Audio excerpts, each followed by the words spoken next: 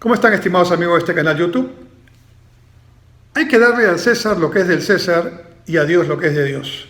Todos recordamos esta frase del Evangelio, la hemos recordado recientemente en la Semana Santa, que ocurrió hace poco, y relata pues un momento en el que Cristo, que siempre enseñaba en toda circunstancia y generaba un mensaje, es asediado por quienes quieren tenderle una trampa para que él diga algo en contra del César, o sea, en contra del status quo de la época, del poder de la época, y que hubiera sido considerado hasta por el pueblo como una frase justa, porque había mucha explotación, había esclavitud y había sobrecobro, o sea, cobro de impuestos y más impuestos sobre los impuestos que se cobraban.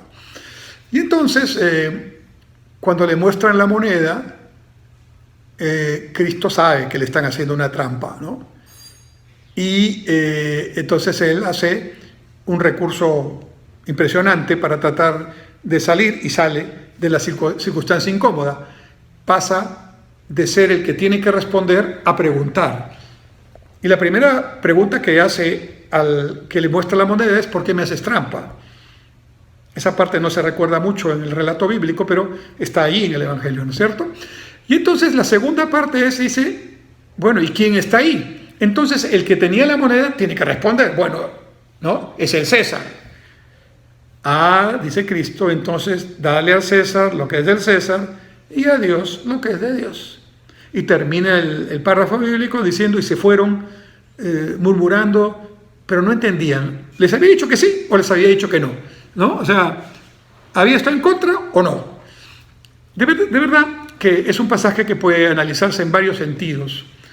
Yo lo recuerdo en este video porque hace unos días escuché al candidato Castillo en una entrevista radial que le preguntaban un poco por el sentido de su mensaje, de cómo entendía el Perú, y su respuesta estuvo llena de polarizaciones, ¿no? De un lado están los pobres, los olvidados, los campesinos, ¿no? Y de otro lado están los millonarios, las grandes ciudades, lo dijo así, las grandes casas, las mansiones, ¿no? De aquellos que se han hecho dueños, cito, hasta de la dignidad de la población.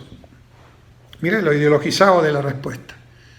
Y termina la frase, la respuesta, diciendo algo así como: hay que darle al César lo que es del César y al pueblo lo que es del pueblo, ¿no? Entonces, claro, usa la frase bíblica, pero en el sentido que a él le conviene, ¿no? La frase bíblica tiene que ver con el tema de que una cosa es el poder, una cosa es el uso del poder de acuerdo a las normas, ¿no? Y otra cosa son los temas de Dios, que no se pueden entender con la misma lógica, en el mismo nivel de análisis. Entonces, cuando hace la comparación, tratando de hacer la analogía, el profesor Castillo, dale al César lo que es del César. ¿Quién es el César? Siempre tiene que ser el poder, ¿verdad? Y al pueblo lo que es del pueblo. Pero, entonces, no entiendo mucho. ¿No es su teoría y su práctica política marxista que el pueblo tome el poder? Entonces, aquí hay una confusión de temas y un juego de palabras que creo que ni él mismo entiende. Este forzoso deseo de polarizar en Perú, más de lo que ya estamos polarizados, ¿no? Porque en el Perú estamos muy descontentos, estamos con ganas de expresar nuestro descontento, porque todos tenemos familiares o amigos que o han estado con el contagio del coronavirus o han fallecido, o han estado graves. Todos tenemos la angustia porque todavía no nos terminan de vacunar y el proceso está muy lento. Todos tenemos el desánimo que produce no saber cuándo acabará esta pandemia. Todos tenemos la cólera que nos produce que incluso las pocas vacunas que llegan no se utilicen adecuadamente y que haya personas que abusan de su poder o de su capacidad burocrática para beneficio propio. Todos estamos disgustados porque no podemos trabajar como queremos, porque tenemos que cuidarnos, pero al mismo tiempo tenemos que llevar ingresos a la casa. Entonces, este no es un momento de gran felicidad para el Perú, ni para el mundo. Estamos en una etapa de crisis, de prueba.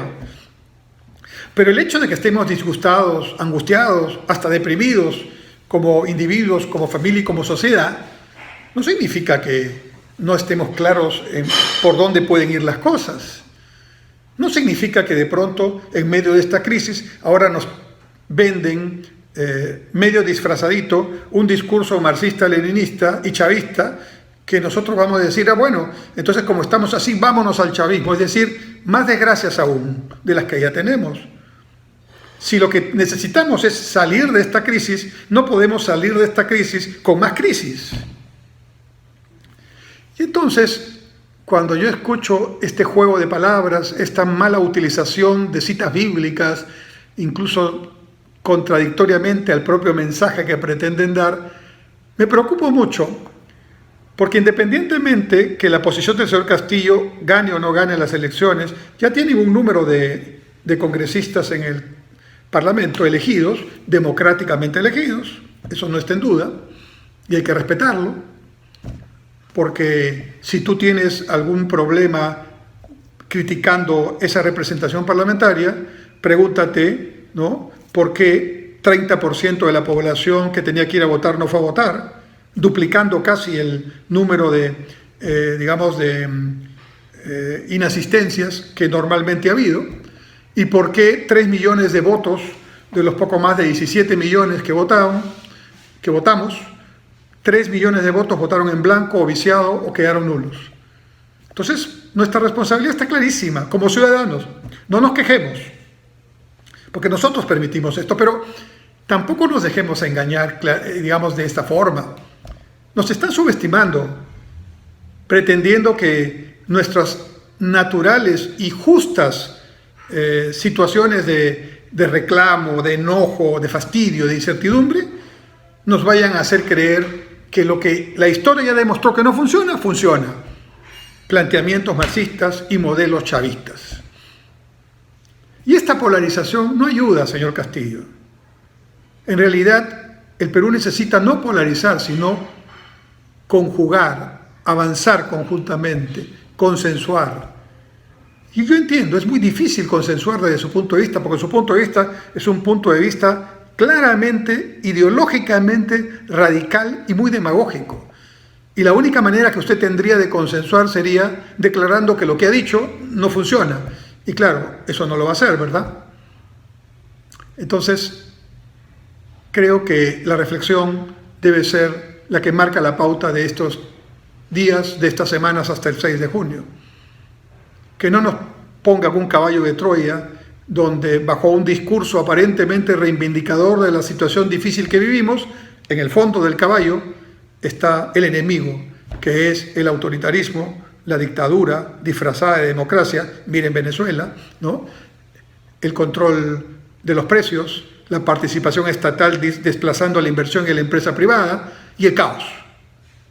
No se puede resolver esta crisis con caos, y menos con posiciones trasnochadas que ya han sido demostradas como ineficaces por la propia realidad.